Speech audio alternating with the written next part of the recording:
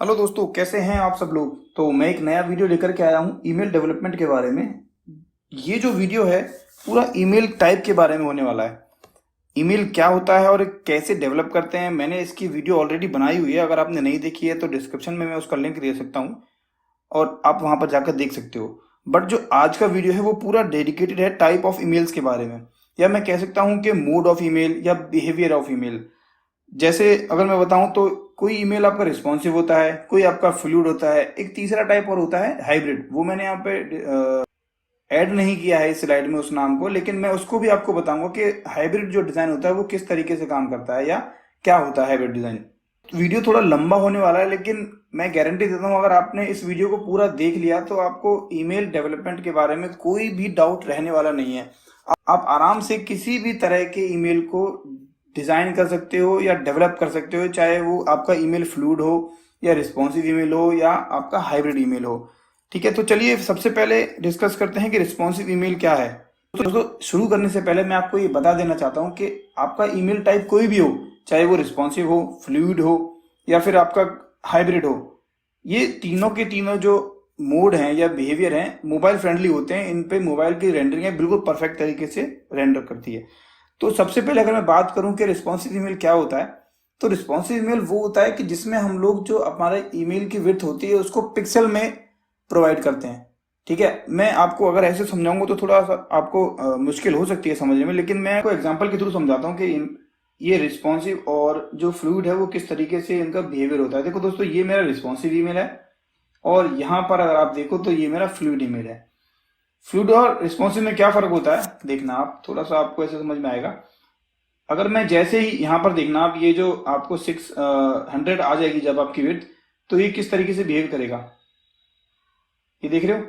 ये जैसे ही मेरी साइज जो है वो छोटा होता जा रहा है, तो ये जो विड्थ है मेरे इस बॉक्स की वो अपने आप छोटी होती जा रही है।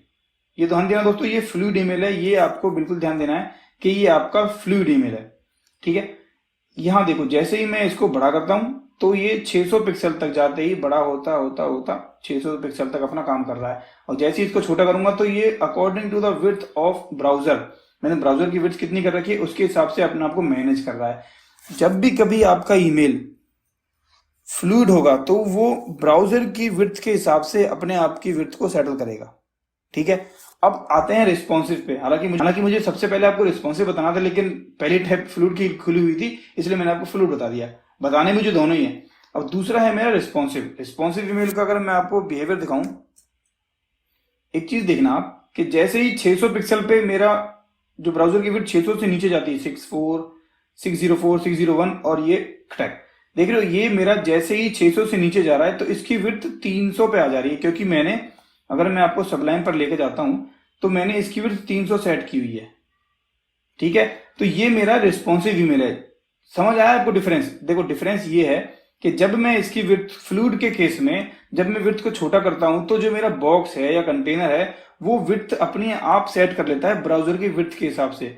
लेकिन जो रिस्पॉन्सिव ईमेल है वो क्या करेगा, वो एग्जैक्ट जो मैंने उसको दिया हुआ है कि भाई जैसे ही 600 हो तो इसकी जो विड्थ है वो 300 टूट जाए, तो ये अपने आप 300 पिक्सल पे सेट हो जाएगा। डिफरेंस समझ में आ गया रिस्पॉन्सिव और जो आपका फ्लूइड ईमेल है उसमें डिफरेंस क्या होता है।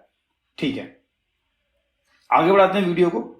तो ये दो डिजाइन दिख रहे होंगे जो मैंने अभी स्लाइड में लगा रखे हैं। पहला डिजाइन मेरा ये है, दूसरा डिजाइन मेरा ये है। तो आज जो हम डेवलप करने वाले हैं वो इस वाले डिजाइन को डेवलप करेंगे, लेफ्ट वाले को रिस्पॉन्सिव तरीके से भी डेवलप करेंगे और फ्लूइड के तरीके से भी डेवलप करेंगे। दोनों तरीके से डेवलप करेंगे।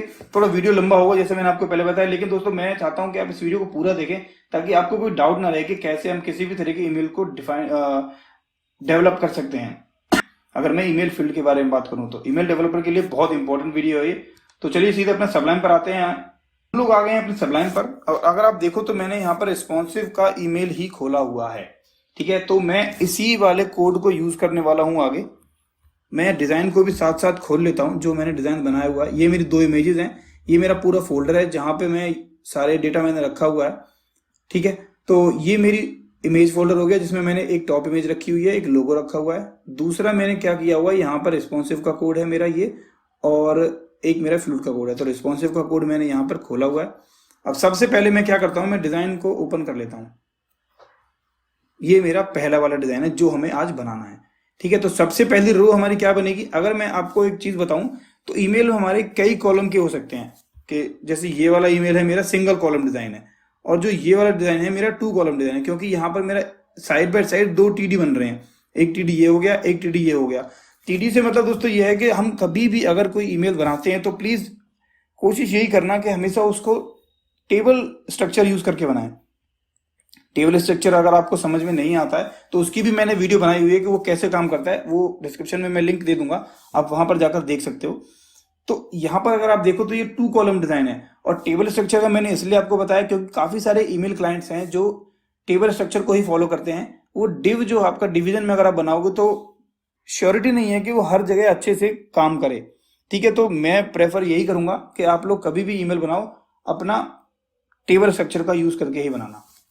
तो चलिए सीधे सबलाइन पर अपना कोड स्टार्ट करते हैं। सबसे पहले हमें क्या बनाना है? हमें इस रो को बनाना है जिसमें हमने ये लोगो यूज किया हुआ है। तो क्या करेंगे, अभी इसको हटा देते हैं और यहां पर स्टार्ट करते हैं TR TD अलाइन सेंटर, ये अलाइन टॉप। यहां पर हमारी आ जाएगी इमेज IMG SRC, और इमेज टैग हमारा कहां मिलेगा? हमें मिलेगा यहां पे। मेरा जो कोड है वो मेरा ये पड़ा रिस्पॉन्सिव का कोड, और इमेज मेरी यहां है, तो पाथ क्या लगेगा? इमेजेस स्लैश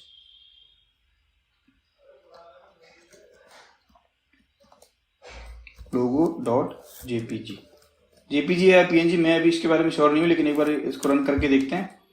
चलते हैं अपने ब्राउजर पर और इसको रिफ्रेश करते हैं। ये मेरा लोगो यहाँ पर बन के आ रहा है, लेकिन अभी क्या हो रहा है, ये बहुत बड़ी विड्थ में आ रहा है। इसको थोड़ा छोटा कर लेते हैं, इसके विड्थ को सेट कर देते हैं हम लोग 100 पे। 100 चेक करते हैं, 100 ऑलमोस्ट ठीक है, लेकिन थोड़ा और बढ़ा लेते हैं, इसको करते हैं 130।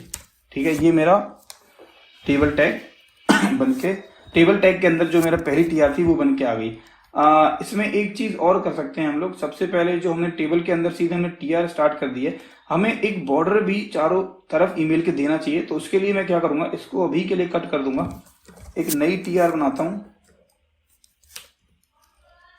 एक नई TR मैंने बनाई, यहां पर एक TD मैंने टैग ओपन किया, इसको दिया मैंने align center V align top. यहां पर एक टेबल टैग मेरा स्टार्ट हो गया। दोस्तों कभी भी टेबल टैग बनाओ तो सेल पैडिंग और सेल स्पेसिंग देना बहुत जरूरी है, क्योंकि उससे स्पेसिंग में दिक्कत आती है। ठीक है, इसके बाद अपना एक टी बॉडी हमने बनाया, और यहाँ पर दे देते हैं एक जो हमने TR ऊपर से कट करी थी वो यहाँ पेस्ट कर देते हैं। ठीक है, इतना समझ में आ गया। अब इसको अगर मैं रिफ्रेश करूंगा तो मुझे कोई फर्क दिखेगा नहीं। ठीक है, मैं इसका थोड़ा सा यहाँ पर चेंज भी कर देता हूँ, रिस्पॉन्सिव कोड। ठीक है, टाइटल मैंने चेंज किया, यहाँ मेरा रिस्पॉन्सिव कोड मुझे दिखने लगा। अब मैं क्या करूंगा, यहाँ देता हूँ स्टाइल के अंदर बॉर्डर 1 पिक्सल सॉलिड रेड कर देते हैं, या इसको कर देते हैं ब्लैक। इसको रिफ्रेश करते हैं, इसके चारों तरफ मेरा बॉर्डर बन के आ गया।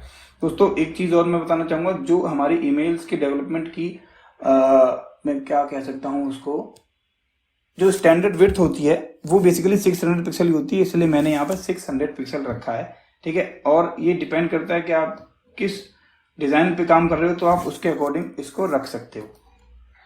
ठीक है, तो हमारा पहला यहाँ पर ये हो गया।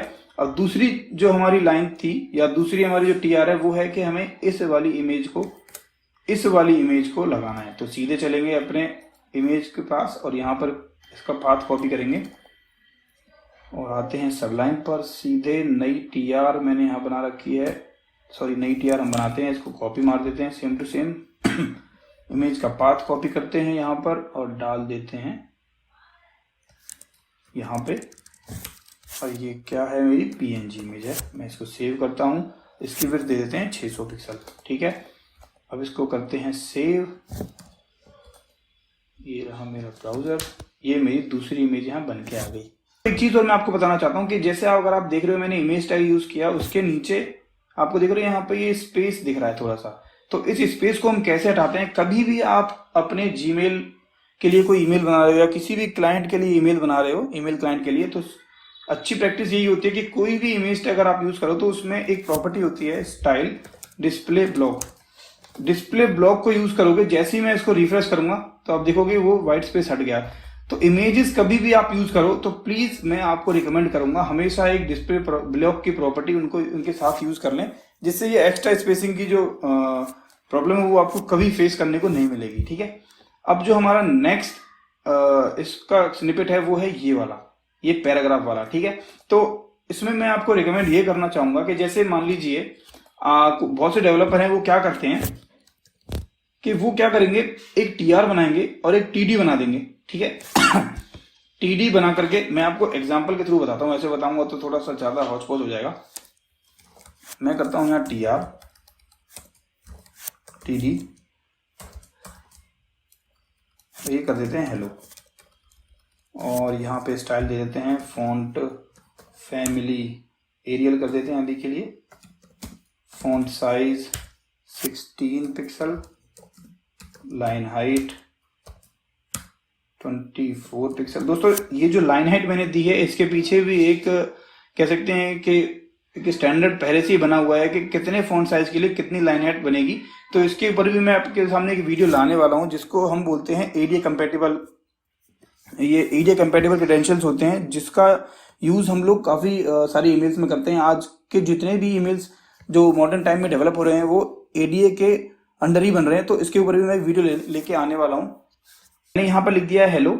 ठीक है, मैं इसको रिफ्रेश करता हूँ अपने पेज को जाकर, यहाँ पर आप देखो कि मुझे हेलो यहाँ पर दिख रहा है। ठीक है, अब बहुत से डेवलपर क्या करेंगे कि हेलो के लेफ्ट में स्पेस है, यहाँ पर आप देखो तो वो क्या करेंगे, वो यहाँ पर जाएंगे और पैडिंग लेफ्ट दे देंगे, पैडिंग लेफ्ट 30 पिक्सल। हालांकि अगर मैं इसका रिफ्रेश करके आपको दिखाऊं तो पैडिंग लेफ्ट तो वो ले लेगा, लेकिन ये सही अप्रोच नहीं है दोस्तों। ठीक है, और फिर वो क्या करेगा, दूसरी बार उस नीचे जो कंटेंट पड़ा हुआ है उसको भी इस तरीके से लिखेगा, यहां पर जाएगा और लॉरम इप्सम लिखेगा।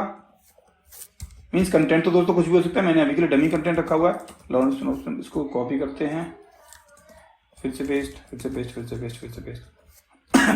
वो ये तरीका फॉलो करेगा कि पैडिंग लेफ्ट 30 पिक्सल दे देगा। और तो दोस्तों अगर आप देख रहे हो कि मैंने यहाँ पैडिंग लेफ्ट 30 पिक्सल तो दे दिया, लेकिन यही सही अप्रोच नहीं है। ये हमने यहाँ पर क्या किया, हमने दो टीआर अलग अलग बना ली, एक टीआर हेलो के लिए और एक टीआर अपने अलग कंटेंट के लिए। लेकिन बेस्ट अप्रोच मैं अगर आपको बताऊं तो वो क्या हो सकती है, या मेरे हिसाब से वो उससे बेस्ट अप्रोच नहीं हो सकती, क्योंकि आपको अगर रिस्पॉन्सिव बनाना पड़ेगा तो आपको फिर इन फॉन्ट, ये जो फॉन्ट साइज के तो नहीं, ये पैडिंग लेफ्ट जो आपने दे रखी है इसको हर एक टीआर में जाके छेड़ना पड़ेगा या टीडी में जाके छेड़ना पड़ेगा। तो इस चीज से बचने के लिए अभी, क्योंकि आपको पता है कि एक टीआर मुझे और बनानी पड़ेगी इसके नीचे वो स्वयं लॉरम इप्सम के लिए, तो अगर आपको रिस्पॉन्सिव बनाना है तो मान लो आपको पैडिंग लेफ्ट छेड़नी पड़ी तो आप हर जगह जाके छेड़ोगे, बहुत दिमाग खराब होता है उसमें दोस्तों। तो मैं आपको क्या रिकमेंड करूंगा, आप क्या करो, सबसे पहले इन 3 टीआर को मैं उड़ा देता हूं, ये 3 टीआर मैंने उड़ा दी, और मैं क्या करूंगा, एक कॉमन टीआर बनाऊंगा, उसके अंदर एक टीडी, इसमें दूंगा align center, V align top. दोस्तों ये स्टैंडर्ड प्रॉपर्टीज हैं, देखकर चलना ही चलना है, इन चीजों को ध्यान रखना, ये मैंने पुरानी वाली वीडियो में बता रखा है। इसके अंदर बनाएंगे हम लोग टेबल टैग, इसकी देंगे विड्थ। अब देखो अगर डिजाइन में आपको दिखाऊं तो मेरा टोटल जो है 600 पिक्सल की विड्थ है।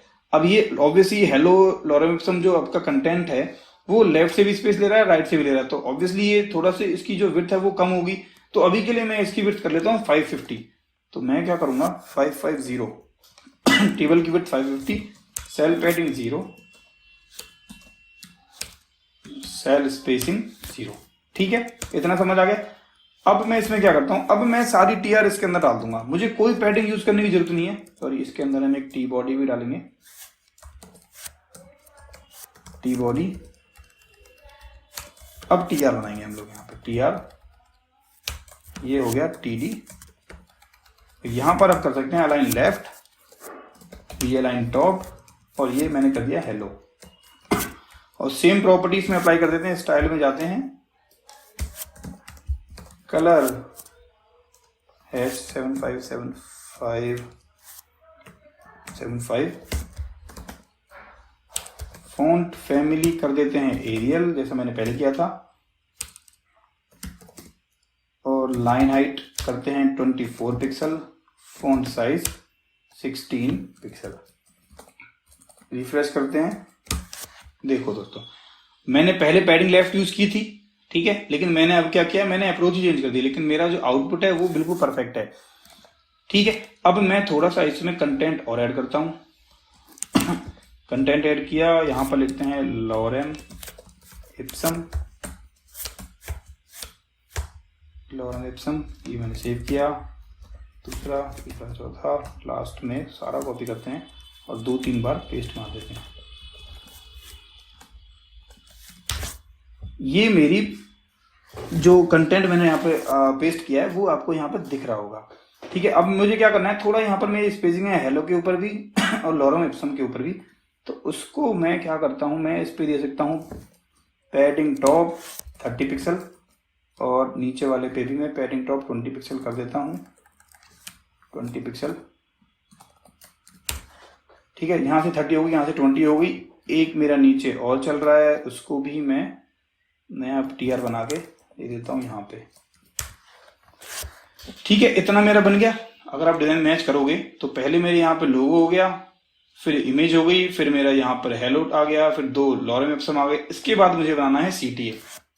सीटीए कैसे बनेगा, तो सीटीए का भी दोस्तों एक तरीका होता है बनाने का। ये टीआर मेरी खत्म हो गई। सबसे पहले दोस्तों एक चीज और मैं आपको बताना चाहूंगा, कभी भी आप अगर कोई भी कोडिंग लेवल पे आ रहे हो या कोडिंग कर रहे हो तो बेस्ट अप्रोच यही है या बेस्ट प्रैक्टिस यही है कि हमेशा कमेंट दे करके चलें। जैसे मैंने यहाँ लिखा लोगो स्टार्ट, ये मैंने बंद किया, यहाँ किया लोगो एंड, ये लोगो एंड हो गया। यहाँ पर है hero image start, hero image start हो गई यहाँ से, और एक यहाँ पर मेरी हीरो इमेज एंड। अब यहाँ पर जो है ये है मेरा पैराग्राफ स्टार्ट, ये पैराग्राफ स्टार्ट हो गया और नीचे है ये यहाँ पे पैराग्राफ एंड, ठीक है।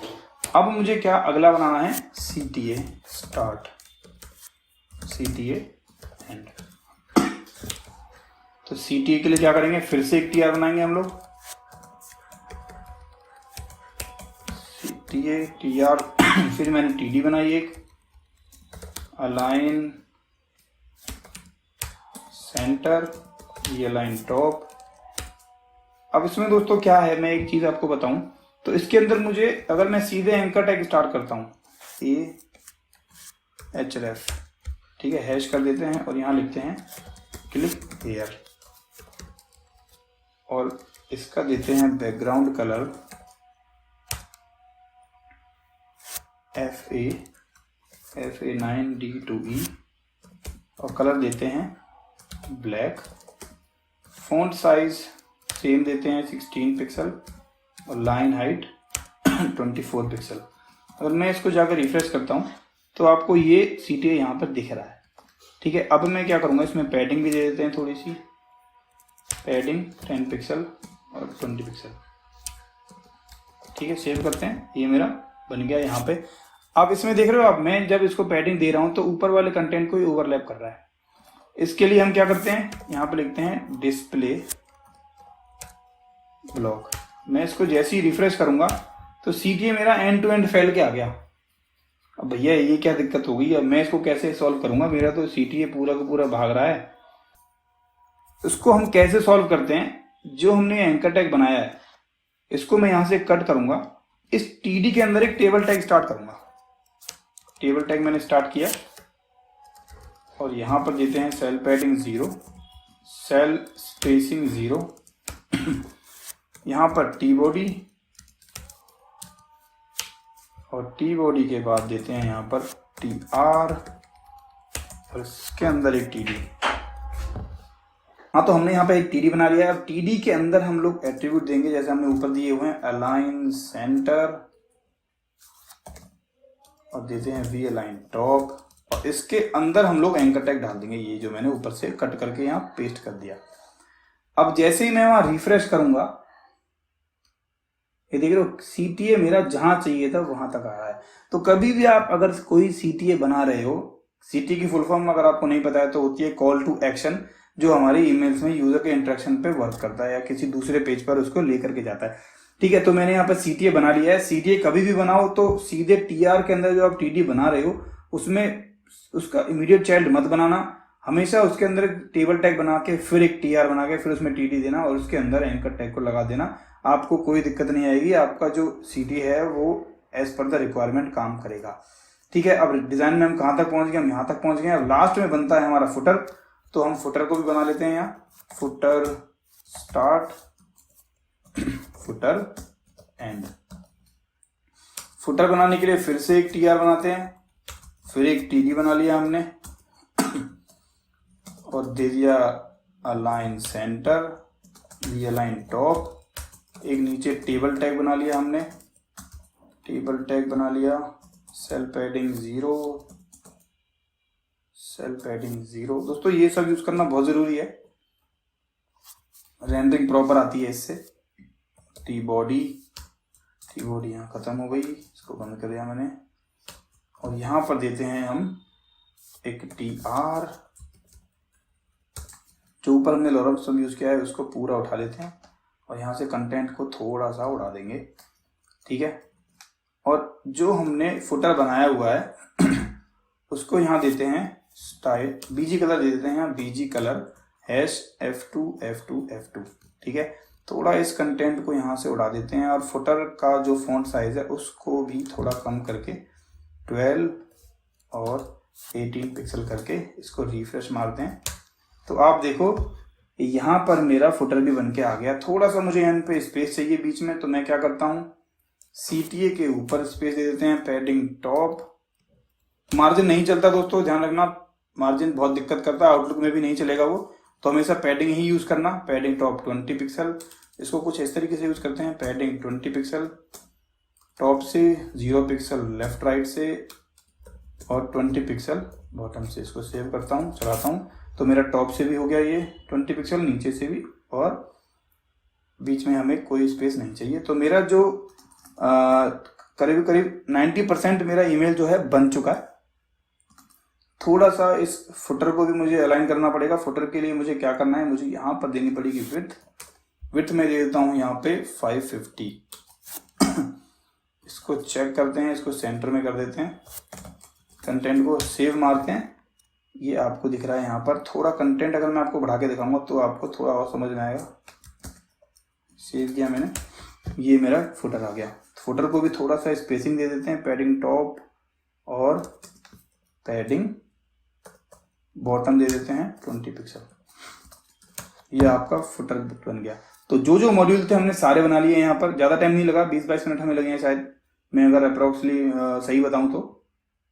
लेकिन आपका ये एक नॉर्मली ईमेल तैयार होके आ गया। अब जो रिस्पॉन्सिव ईमेल की वर्किंग है वो कैसे होती है मैं आपको समझाता हूँ। सबसे पहले तो हम इसको रेंडर करके देखते हैं कि छोटी स्क्रीन पे ये कैसा दिखेगा।